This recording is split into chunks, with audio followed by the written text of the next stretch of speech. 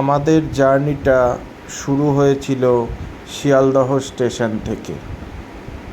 আমরা জুলুকের উদ্দেশ্যে রওনা দিয়েছিলাম ডিসেম্বর মাসের মাঝামাঝি। সেই সময় আমাদের কলকাতায় হালকা হালকা ঠান্ডা পড়ে গেছে, কিন্তু পাহাড়ে তারও অনেক আগে থেকেই ঠান্ডা পড়ে যায়। যাই হোক, আমরা শিয়ালদা স্টেশন থেকে জার্নিটা শুরু করলাম রাত 10:05 দার্জিলিং মেল ধরে। আমরা 5 জন ছিলাম, আমি, আমার ওয়াইফ, আমার সিস্টার, আমার সিস্টারের হাজব্যান্ড আর একটা ফ্রেন্ড। প্রথম দিন আমরা এনজিপি স্টেশনে গিয়ে পৌঁছালাম। সেখান থেকে আমাদের গাড়ি আগে থেকেই রিজার্ভ করা ছিল।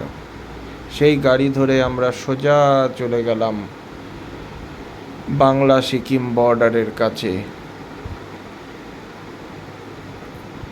সেই জায়গাটার নাম হলো ঋষিখোলা। ঋষি নদীর তীরে অবস্থিত এই অফবিট ডেস্টিনেশনটা খুব সুন্দর।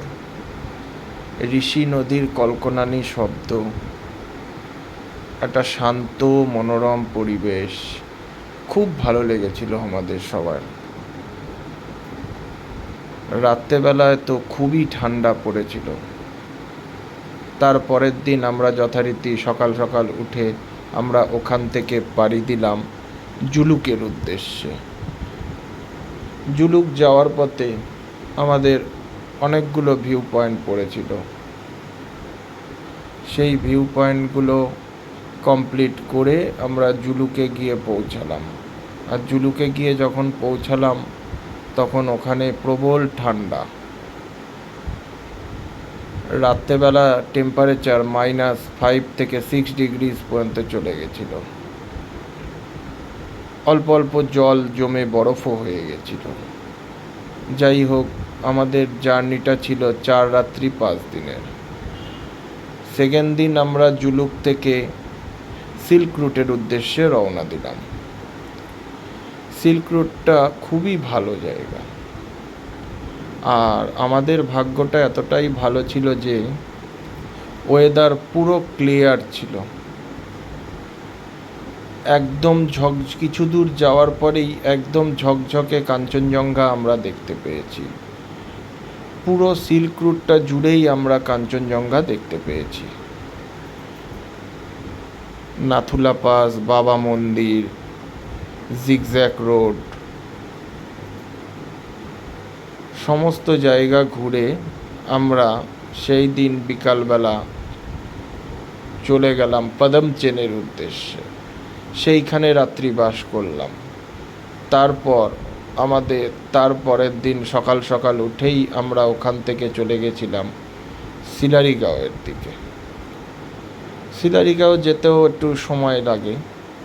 সিলারিগাঁও গিয়ে ওখান থেকেও আমরা স্পষ্ট কাঞ্চনজঙ্ঘাকে দেখতে পেয়েছি। সিলারিগাঁও হলো একটা পাহাড়ি অফবিট ডেস্টিনেশন, কালিম্পং ডিস্ট্রিক্টের মধ্যে পড়ে, ওয়েস্ট বেঙ্গল।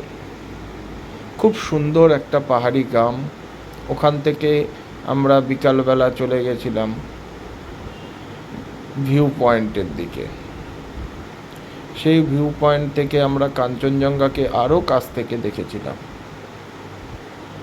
সত্যি কাঞ্চনজঙ্ঘার এত সুন্দর রূপ দেখে আমরা অভিভূত হয়েছিলাম। তারপরের দিন আমরা সকাল সকাল ঘুম থেকে উঠলাম, উঠে একটু আশপাশের গ্রামটাকে ভালো মতো ঘুরে দেখলাম। ঘুরে দেখার পরে এবার মন খারাপ, কারণ আমাদের ফিরে যাওয়ার দিন আজ। তারপর আমরা যথারীতি ব্রেকফাস্ট করে ওখান থেকে আস্তে আস্তে আমাদের রিজার্ভ যে গাড়ি ছিল সেই গাড়িতে করে আমাদের এনজিপি পৌঁছে দেওয়ার পালা। দিয়ে আমাদের ড্রাইভার খুবই ভালো ছিল, সমস্ত জায়গা আমাদের ঘুরিয়ে দেখিয়েছিল।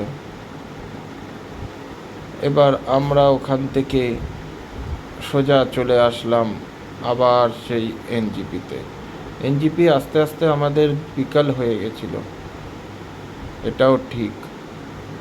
এর মধ্যে একটা কথা, আপনারা এখানে আসলে এখানে উচ্চতাজনিত একটা সমস্যা হতে পারে জুলুকের ক্ষেত্রে, জুলুক সিল্ক রুটে। সেক্ষেত্রে আপনাদের সঙ্গে করে একটা অক্সিজেন সিলিন্ডার নিয়ে আসতে পারেন, অথবা জুলুক যাওয়ার পথে চেকপোস্টে অক্সিজেন সিলিন্ডার কিনতে পাওয়া যায়, সেখান থেকে নিয়ে নিতে পারেন। একটা কথা বলার, সেটা হচ্ছে গিয়ে অক্সিজেন সিলিন্ডার কিন্তু এখন সিকিমের হাই অল্টিটিউডে যেতে গেলে সেখানে কিন্তু মাস্ট হয়ে গেছে, এখন লাগবেই ওটা। যাই হোক, আমাদের অক্সিজেন সিলিন্ডার নিয়েছিলাম, কিন্তু আমাদের অতটা প্রয়োজন হয়নি। আমরা বরফ দেখতে চেয়েছিলাম, কিন্তু দুর্ভাগ্যের বিষয় আমরা খুবই সামান্য বরফ দেখতে পেয়েছি। কিন্তু একটা ব্যাপারে খুব অভিভূত আমরা, এটা হচ্ছে পুরো সিল্ক রুট জুড়ে আমাদের ওয়েদার পুরো ক্লিয়ার পেয়েছি, যেটা পাওয়াও ভাগ্যের ব্যাপার। নাথুলা পাসে গেছিলাম, সেটা আমাদের ট্যুরের সবচেয়ে হাইয়েস্ট পিক, 14,140 ফুট মতো। ওখানে একটু ব্রিথিং প্রবলেম হতে পারে, কিন্তু সবার না, একটু হতে পারে। আপনারা সতর্ক থাকবেন, বেশি হুড়োহুড়ি করবেন না, আস্তে ধীরে দেখবেন, ধীরে সুস্থে দেখবেন, তাতে আপনারা ভালোভাবে দেখতে পাবেন। আর এই শীতকালে আসলে একটা কথা মাথায় রাখতে হবে, ভারী শীতের পোশাক নিয়ে আসতে হবে, কারণ এখানে ডিসেম্বর মাসের মাঝামাঝির দিকে প্রবল ঠান্ডা শুরু হয়ে যায়। আমরা ভেবেছিলাম যে বরফ আমরা খুব দেখব, এনজয় করব, কিন্তু দুঃখের বিষয় আমরা বরফ দেখতে পাইনি। কিন্তু বলা হয় যে প্রকৃতি কখনো মানুষকে নিরাশ করে না, কিছু দিয়েছে। ক্লিয়ার ভিউটা যেমন আমরা পেয়েছি, তেমনি ঠান্ডাও পেয়েছি। খুব সুন্দর একটা আমাদের অভিজ্ঞতা হয়েছে, খুব ভালো লেগেছে আমাদের ঘুরে। যাই হোক, আপনারাও চটপট ট্যুর প্ল্যান করে নিন, খুব ভালো জায়গা, খুব ভালো লাগবে। নমস্কার।